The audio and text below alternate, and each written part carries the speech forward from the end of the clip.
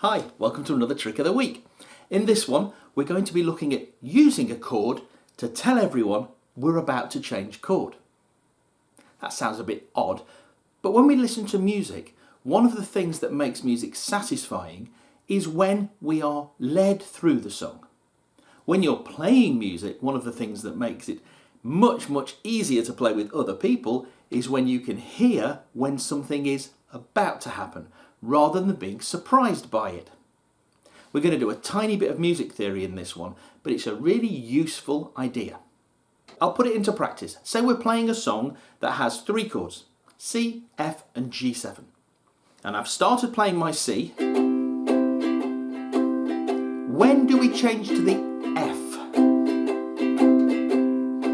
I could just go, but nobody was expecting that. The listeners weren't expecting it. The people that were playing with me weren't expecting it. So some of them have taken a beat or two to catch up with me. It's a bit of a shock and a bit of a surprise. Now I'm going to do the same thing again and see if you can hear when we're about to change to the F chord.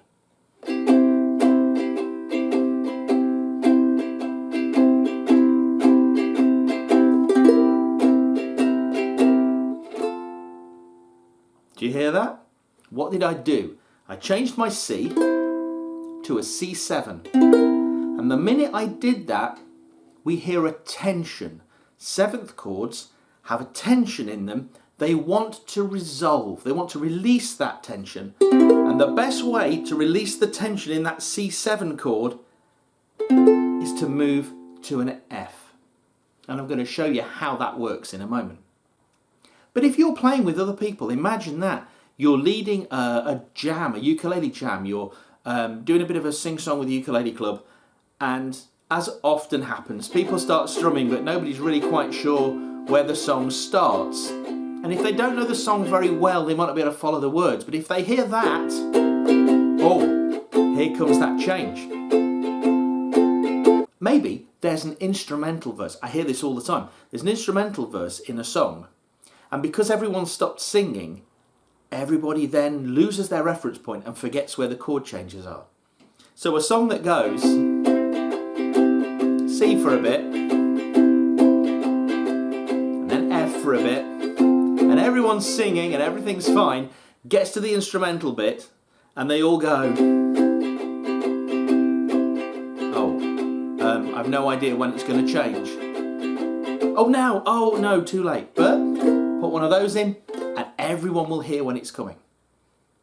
So what's going on? Well, I need my trusty circle of fifths again. You've probably already realised that when you're playing in the key of C, with chords like C, F and G, that G is quite often a G7. And a G7 really wants to go to C. And you've heard that, because that's the classic ending to a song. G7C. It's in classical music. It's...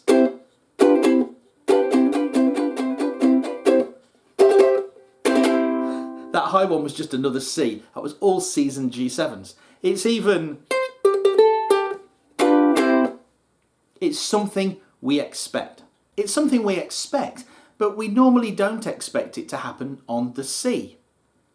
This is what's happening, and here's our little bit of music theory.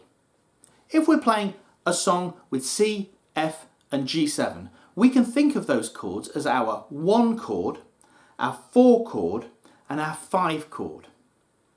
Why? Well, because if C is 1, and that's home, that's the key we're in, C, D, E, F is our 4th step, C, D, E, F, G is our 5th step. This is a circle of fifths. So it's hardly any surprise that C to G is a 5th. It's 5 steps. That's why G is called our 5 chord. And going the other way round, this is a circle of fourths if we go anti-clockwise. So it's no surprise that C to F is C, D, E, F, 4 steps.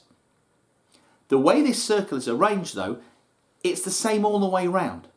So whenever you find any chord, the 4 chord will be anti-clockwise of it and the 5 chord will be clockwise of it.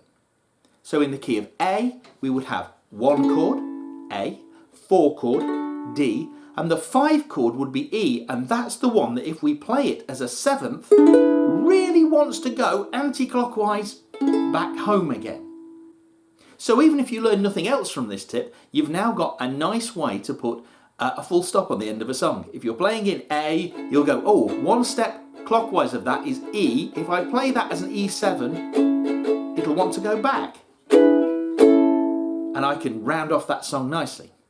But we can use that to cheat, to kind of fool people into taking something they've heard many, many times before and applying it somewhere else.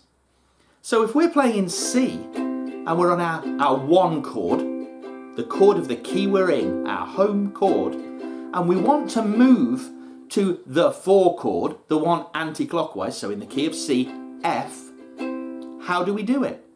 Well, we know how to move anti-clockwise. If I turn that C into a C7, C7 doesn't belong in the key of C. It's no business being there. It's in disguise. It's pretending to be the 5 chord of the key 1 step around. It's pretending to be the 5 chord in the key of F. When we hear that, it pulls us to F as if F is our new home. We haven't actually changed key, we're just tricking people by going, you know when you hear a C7, that kind of feels like you're in the key of F. And it pulls us to that one. So we're using something that we've heard a lot of times in a different place to indicate something's going to happen.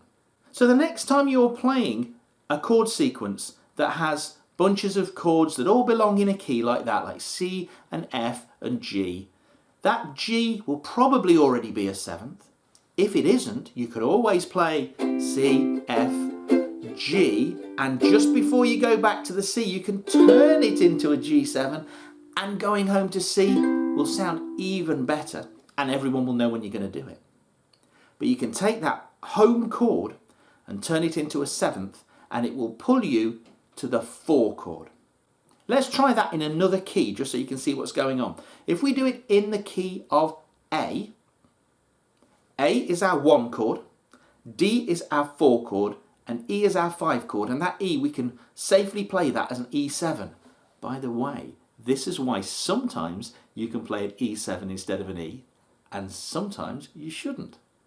In this case, that E works better as an E7 because it's wanting to pull us back home to A. So in the key of A, if we want to get to our 4 chord, D, we need to turn that A into an A7, and that sounds great going to a D. And everyone can hear we're going to do it. So find some songs that go from the 1 chord to the 4 chord. There'll be lots of those 3 chord songs in your songbook. And see what happens if you turn that home chord into a 7th just before you go to the 4 chord, and see how much more satisfying it is. And if you're jamming with others, or if you're leading a jam, maybe you're leading a jam over Zoom, as a lot of people are now, that's a great way of making sure everybody knows when you're going to change. I hope this has helped, and I'll see you again soon. Bye-bye.